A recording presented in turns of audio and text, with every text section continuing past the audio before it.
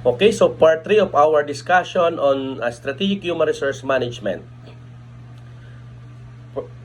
To continue about the modules on strategic learning and development. Exploring the AMO model or the ability, motivation, and opportunity model, this module focuses on building A or the ability of employees. From a strategic human resource management perspective, this module examines the role that training, learning, and skill development can play in the development of individual and organizational capabilities necessary for achieving sustained competitive advantage. The extant literature on skills development is extensively well developed at a macro, meso, and micro level. The theoretical underpinnings of this important activity spans across the fields of economics, strategy, public policy, and other disciplinary domains. The focus of this module will be on skills development in an organization context, encompassing 3 distinctive levels: individual, group or team, and organizational development. It begins by analyzing the theoretical foundation that explains why firms invest in training and offers an overview of the factors that shape an organization's decision to invest in training. Dealing with the strategic questions of differentiation between firms, this chapter explores why some firms invest more in training than others even if they are competing in the same product markets. In addressing human capability and development issues in an organization, the human resource developers must also consider employees' personal development and career needs. This is especially true for key roles given that talent is scarce. In managing talent, there are invariably some tensions between an individual's internal career orientation or a career anchor by science, for example, and the external career paths that an organization offers. An overall learning and development is a vital function in the armory of human resource management and has been noted to have direct and indirect impact on business and individual levels of performance. This practice has the capacity to impact, in some ways even shape an organization's strategic choices for operating in certain markets. There is ample evidence of its strategic approach in the high technology service industry, increasing with the emphasis shifting towards innovation. Changes in a firm's portfolio of products and services requires new skills and newer ways of working, all of which have implication for the human resource development department of a firm. Okay, question and learning activities. Question number 1. In times of uncertainty, whose responsibility is it for developing an individual's employee's career? What approach and skills would be most beneficial for individuals to have in such times? Question number 2. What are the key external factors that may impact the skills formation process in an organization? And question number 3, are institutions and government interventions of increasing the quality and quantity of human capital stock an answer to better wages? Why or why not? The next module is about managing employee voice. This module deals with the O in the AMO model. Of course, that is opportunity. Framework covered in human resource in ER. While employees may have the necessary skills and motivation to apply those skills to productive tasks, sometimes the workplace environment poses conditions where employees are unable to have a meaningful say in the key aspects and conditions affecting their employment. It explores the idea of providing employees a voice for creating a healthy workplace environment. The presence of a pluralist approach to managing employment relation is not only necessary for the healthy working of an enterprise. It is increasingly becoming much more widespread. Little conflict is always desirable as it allows discourse and dialogue on issues that are competing in nature and affect wide range of stakeholders. Allowing employees voice in matters that affects their employment conditions and quality of work life is increasingly becoming a key considerations for employees in their intention to join an organization. So in other words, it is a key element of a job value proposition in a number of employers of choice campaigns. Potential applicants develop insights into the real workings of the organization through messaging idealistic or realistic so that they will have a say in conditions of their work.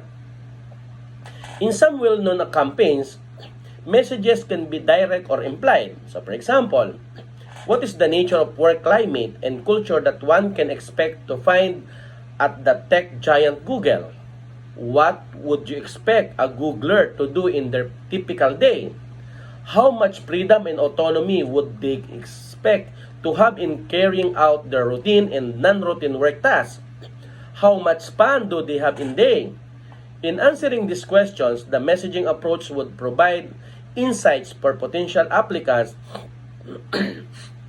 in their decision making. In most cases, the messages are somewhere on a continuum from idealistic to realistic. Nevertheless, the subtle forms of messaging that employers provide through their recruitment campaigns gives potential applicants an inkling into the kind of work life an employee can expect. Information messaging about the extent of employee voice is a key aspect from an employer's recruitment perspectives. But there are other aspects to explore once an applicant decides to commence employment at a workplace. The Industrial Revolution had strengthened the role of trade unions in providing employees with indirect and sometimes the only voice platform for setting the terms and conditions of their employment. Employees can exercise voice at an individual level or through a collective.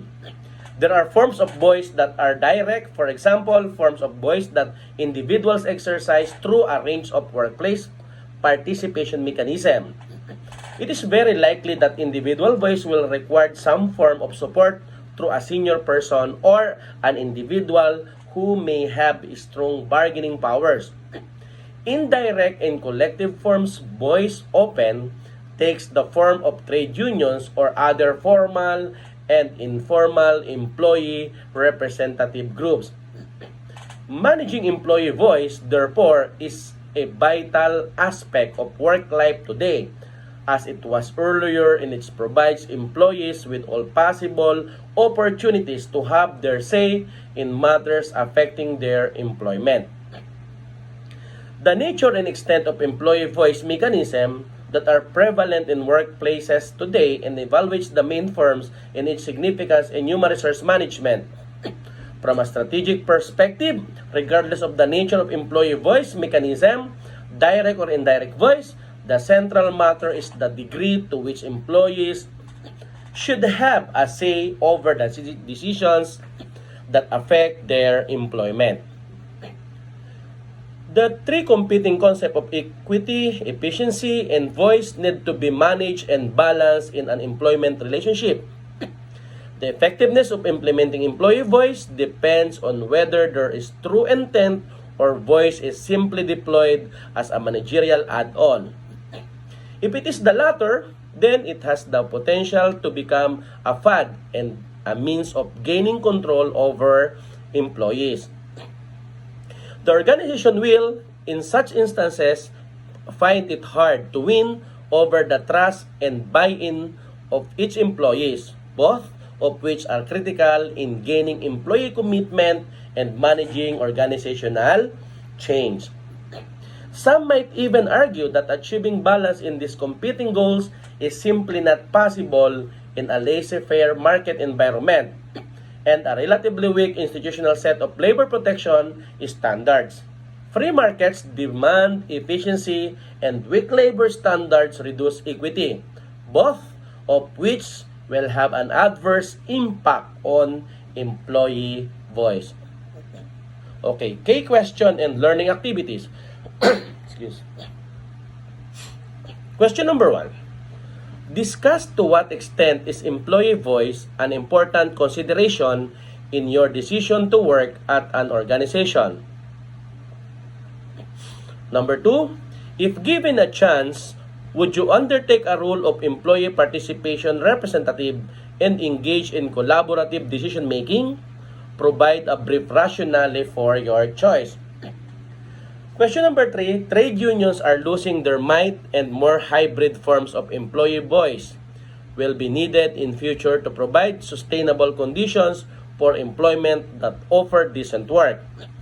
Discuss this statement. Next module is about managing change and human resource management. Managing organizational change has aspect at the AMO framework. The literature on managing change highlights that most change management initiatives fail. Nearly 1 in 3 fail.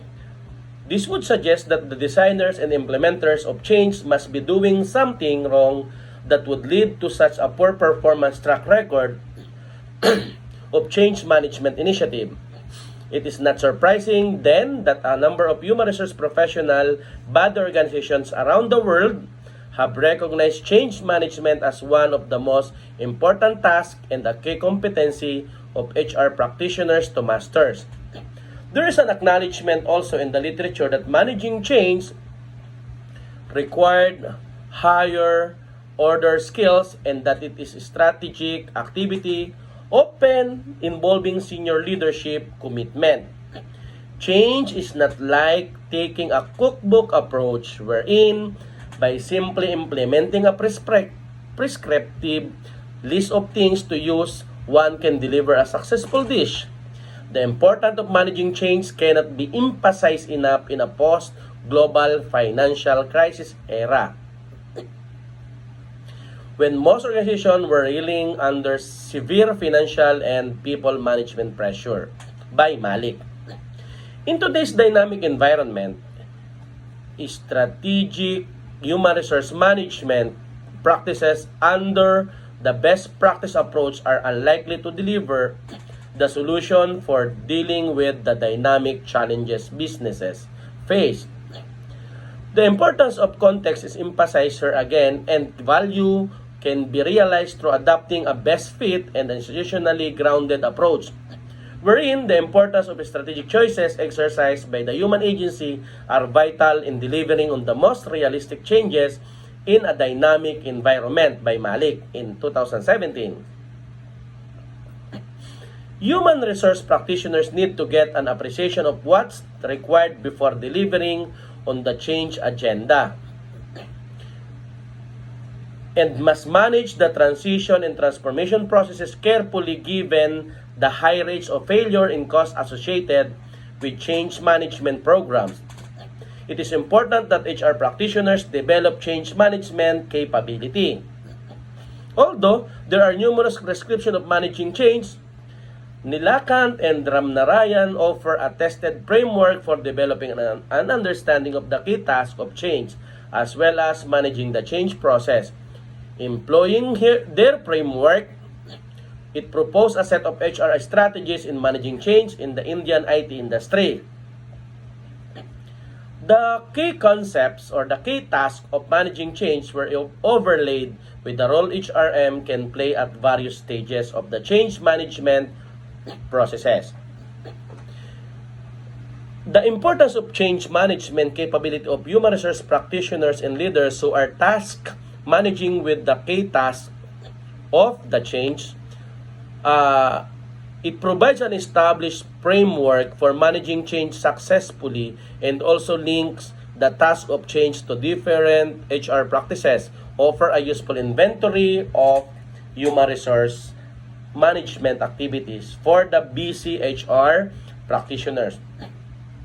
As managing change is a higher order skill, there will be a need to remain flexible and maneuver and modify some of the activities to suit the change task at hand.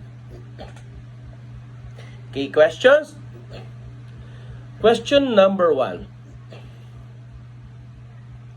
What are the key challenges in selling the change agenda in a change management initiative?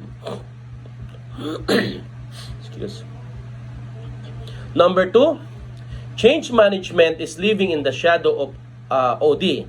Discuss the above statement and outline any differences that you believe exist between OD and change management as we know of today. Question number 3, building on your knowledge of HR professional competency frameworks, wherein change management is identified as a KHR competency. What are the most important tasks an HR practitioner must deliver a successful change management initiative? Another module is all cover the strategic composition and benefits management, which is the most important, and of course, anybody wanted to talk about it. The role of compensation and benefits for strategically managing the contribution employees makes to an organization. While compensation and benefits are critical aspect of keeping employees motivated and committed in their jobs, often the strategies implemented do not achieve the intended result. In some cases, the M factor in the AMO framework gets compromised by the O or the opportunity that exists in the wider environment. Motivating employees is a core task of managers, often through HR policy choices they exercise. The option range from meeting intrinsic or to extrinsic motivational needs of employees. Different groups of employees desire different motivational bases, and for some, a hybrid approach can indeed be very effective for motivating them and realizing their discretionary performance effort. Therefore, implementation matters a lot, as does communications and managing the expectation of employees when it comes to distributing discretionary aspect of compensations and benefits. HR practitioners must in the first instance be mindful of the wider strategic context, a firm business model, and the ability of the firm to afford the disbursement of a given set of compensation and benefits. Typically, problems that occur during implementation often relate to feelings and perceptions of inequity and unfairness. We need to review popular functional approaches to compensation and benefits, and then proposes some guidelines for each design and implementation for ensuring that strategic fit and employee expectations are met. The issue of appropriation of value captured and realized through a firm's business model, and the extent to which certain constituencies in an organization perceive problem in the distributive and procedural justice aspect of rewards are vital aspect to attend to in a successful compensation and benefits programs. Strategic reward management must assess the impact of change, cultural, value, and external influences. Fit design with business strategy and other human resource system for effective implementation and monitoring against pre-established measures and benchmarks. Further, managers need to make strategic choices about the nature and the degree of which strategic alignment with competitive strategies is necessary. Whether they want a market positioning stance to be seen as leading the market, remain as an organization offering compensation and benefits in the median range, or be looked at as a laggard are critical choices. Implementation in terms of transparent communication, developing internally consistent policies, putting in place appeal and evaluation procedures, and regularly reforecasting budget is vital in a dynamic and fast-changing environment. Irrespective of the choices and techniques followed, there are some desirable outcomes for all strategic rewards management system. And of course, this include equity, efficiency, quality, high performance, statutory compliance, and customer focus. Of course, it's internal and external. Key questions and learning activities. Question number 1. What are the key resources of inequity and unfairness caused by compensation and benefits in an organization? Number 2. Provide an overview of the dominant theories of motivation that can be directly linked to the design and implementation of compensation and benefits in an organization. Question number 3, what are the common consequences of a poorly designed compensation and benefits program? Okay, the last module about strategic management or strategic human resource management and employee relation is the special topics. Of course, the emerging trends and challenges faced by the field of strategic HRM and ER. Of course, an overview of topical areas of interest must be provided, and it covered the human resource in the public sector, innovation, ambidexterity, and human resource management, green human resource management, human resource offshoring,